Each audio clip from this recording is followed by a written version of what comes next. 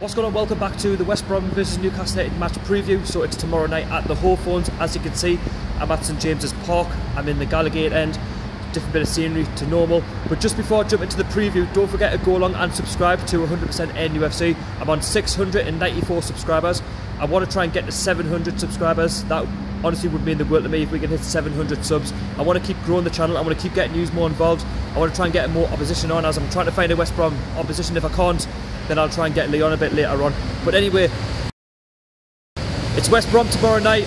I'm still not over the Watford defeat on Saturday at St James's Park. We lost 3-0. You know, there's defeat, but then there's humiliation. We got humiliated off Watford. We got beat by the better team.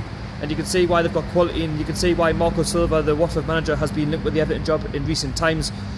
Now, let's look at West Bromwich Albion. So, at the moment, West Brom drew 1-1 with Tottenham Hotspur at Wembley, which again is no disgrace. They're currently 17th in the table on 11 points. They're only 1 point just above the relegation zone. And I think they were on very similar form to Newcastle. We've lost 4 in a row, so did they, up until the Tottenham result on Saturday. And I think as well they're going to be up for this game tomorrow night at the Hawthorns, because Alan Pardew, our ex-Newcastle United manager, has been linked with the job. And I think they'll want to try and impress him. At the moment it's Gary Megson. He's doing a decent job up to now, trying to get West Brom playing some decent football, trying to get them scoring goals again.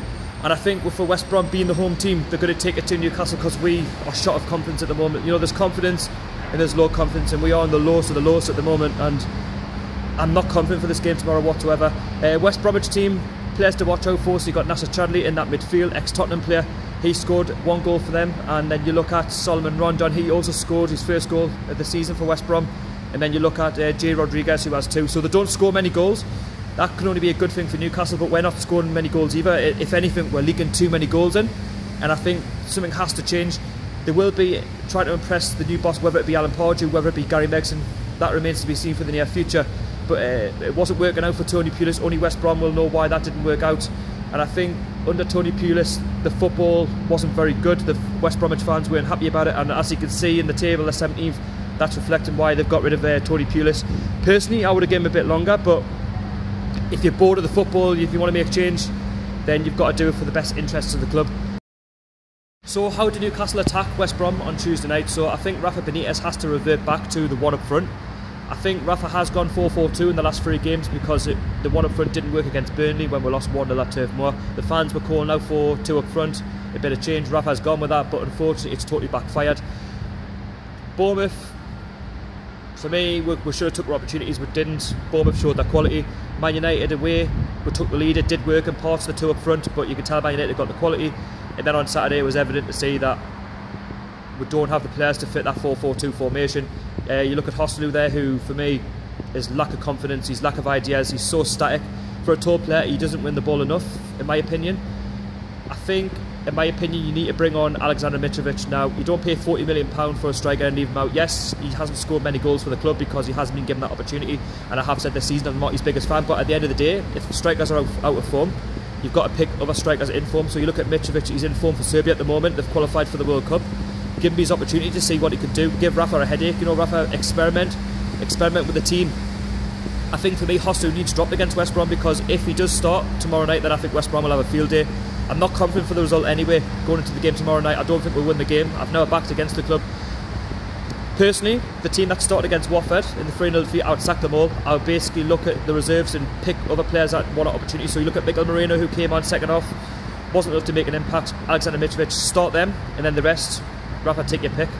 Start off with Caldalo and goal, drop with Rob Elliott. Matt Ritchie, for me, Giorgio Shelby haven't been good enough. Yes, they might be the best players at the football club, but that doesn't go to say that they deserve that spot on the starting 11 all the time. Rafa needs to go back to that brutality that he was doing at the start of the season and last season in the Championship. You've got to work for your place.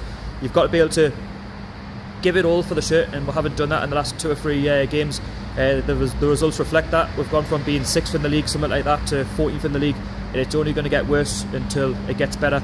And I think West Brom will be up for it, because again, like I say, they'll want to improve their performances to try and impress the new boss, whether it be Alan Pardew, whether or not it be Gary Megson for the near future, who knows. Only West Brom know why they got rid of him. And I think, for me, we've just got to show a bit more fight and spirit that we were shown at the start of the season, because at the moment we're not showing enough of that, and that's why we're sliding down the table. The takeovers definitely needs to happen very, very soon. us not signing enough players in the summer has definitely taken a massive toll on why we're slipping down the league. You know, the Championship experience is showing. But in terms of a score prediction, unfortunately, I'm going to go for a West Brom 2, Newcastle United 1 result. I don't think we're going to win this game. Confidence is low at the moment. I'm not confident. Something has to change. Until we change, it's only going to get worse. And the games are coming thick and fast. You've got Chelsea coming up at the end of the week as well. I'm not confident for that either. And what can I say? I'm trying to be positive. I've been positive all season, and just nothing's happened. So you let me know your score predictions down below in the comments, and let me know what team you would pick. Feel to agree to disagree, whatever I've said, but at the end of the day, it is what it is. We are where we are on the table.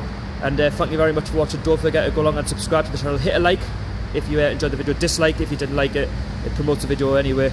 And don't forget to put your comments down below, and I'll get back to you if and when I can. Anyway, enjoy the game if you're going down. How are the lads? I'll see you all later. Peace out.